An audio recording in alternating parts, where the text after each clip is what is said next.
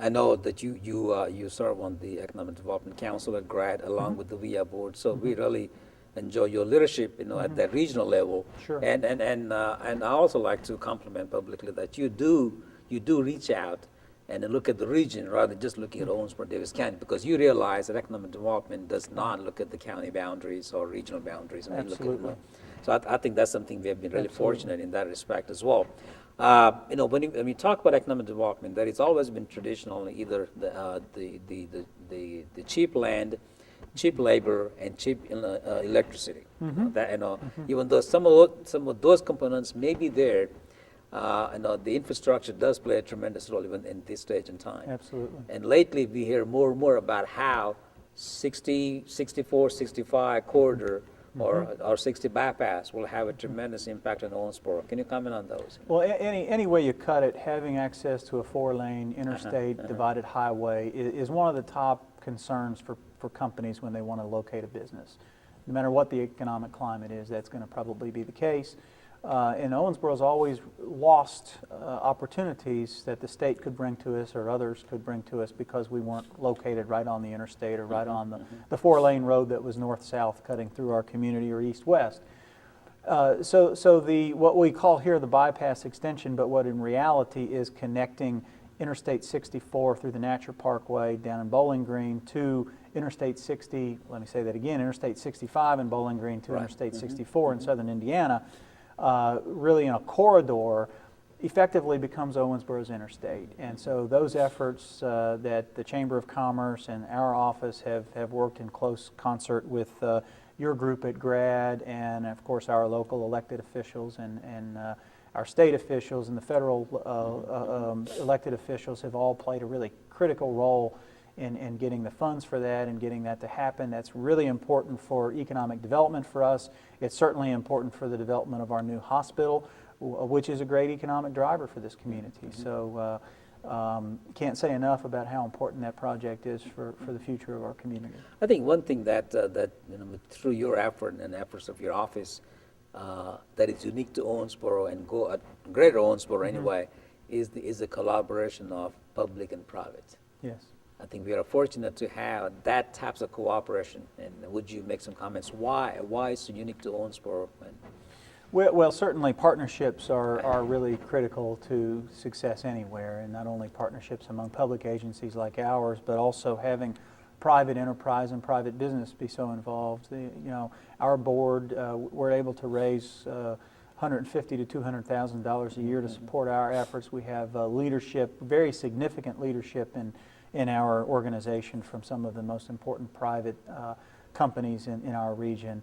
The whole downtown initiative is really built on public-private partnerships and how those can work. So it really is one of the most important things I think that you see in moving the economy forward, because both need to work well together to really make things happen. And I think the vision that we've tried to create for the future of our economy is really a public-private vision. It's a vision that's not necessarily just owned by our city government or our county government, but it's also shared very strongly by many of the private companies that represent this region and certainly are represented with our group at the EDC.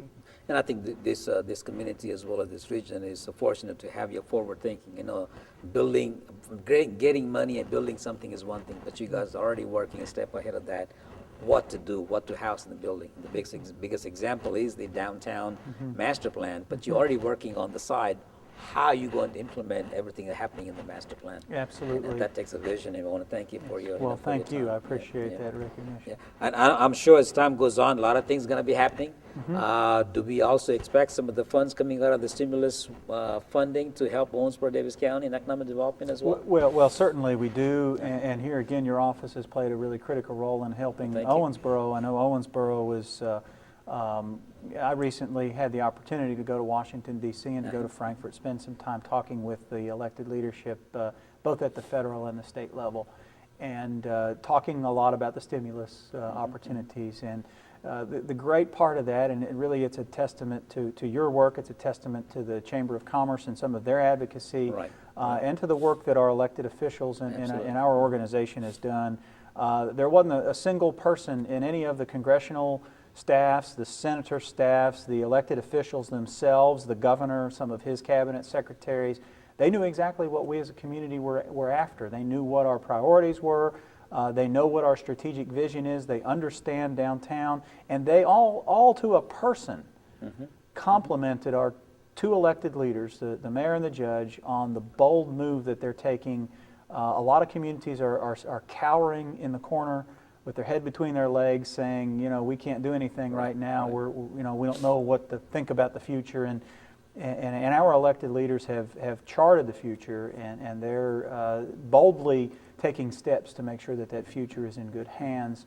And so that was recognized, and it was it was great to see the level of spirit of cooperation that all of those folks had for what we're doing. Don't be too modest. I think a lot to do with your leadership and and the leaders like you in the region that are really helping all make it all happen. Well, I appreciate that. It is a team effort, and I think that I'm really proud to say that I think that Team Owensboro is really working together.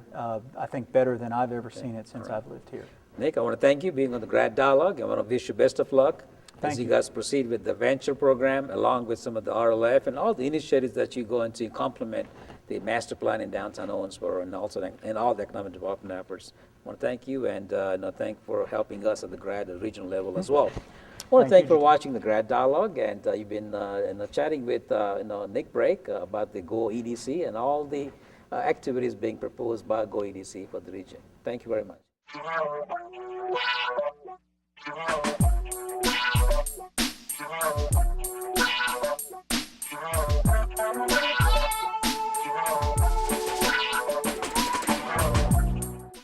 Hello and welcome to the GRADD Dialogue. This month my guest is a good friend, Dr. Fred Reeves. Fred and I go, I guess many years. Many years, oh, yes. Gosh, At least from 20-some. the Skills Inc. days, and Right. up to you retire from the the education side. Then you helped us in the skills area. Anyway, so we're going to talk about something totally different. And the Fred is in the news media all the time lately. So in case you did not know, he is the executive director of the Downtown Development Corporation. He got that position in March of 2008, and in his capacity, he's a primary advocate for downtown and anything is happening in downtown. And Fred, unless somebody was slipping somewhere for 2-3 months or so, downtown is always in the news. You know, it's stunning, isn't it? Right, it is, and especially with the executive wing demise, and now the executive wing issues coming up again, and recently City of Owensboro purchased the property, so a lot of things happening. So let's just jump in, talk about the master plan of downtown. You know, we were so fortunate to have the visionary leadership of the Economic Development Corporation, Nick Brake, and our local elected leaders that saw that that tourism was kind of in trouble, and downtown was in trouble anyway. The executive end, as well as it served us for so many years, it was no secret. They were struggling. They were not state-of-the-art in terms of tourism. Our downtown, while we have a nice little downtown, it certainly was not as vital as it could be. We'd lost historic buildings, and some of the businesses were suffering. So, Nick, in his wisdom, really understanding how the new economy works, was that while you certainly want to go out and find those manufacturing jobs that are few and far between, but you still chase them, that what the new economy was about was creating a place where people want to come and live. And what we find all across the country is that the places people want to come and live are places that have exciting downtowns where they can live, work, and play. So I guess for about 18 months or so ago, they started looking at developing a true implementable master plan for downtown Owensboro. And back last March, as soon as I came on board, we engaged Gateway Planning out of Fort Worth, Texas. They put together a great team for us, actually some local ties, and Michael Houston, who's from Owensboro, now works out of Miami Beach. And over about 9 months, we developed what we think is a new downtown based on the most best practices in new urbanism that when implemented will have a downtown that will have the nation talking about Owensboro, Kentucky.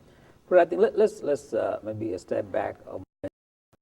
Downtown, in my years of worse in years and years, downtown improvement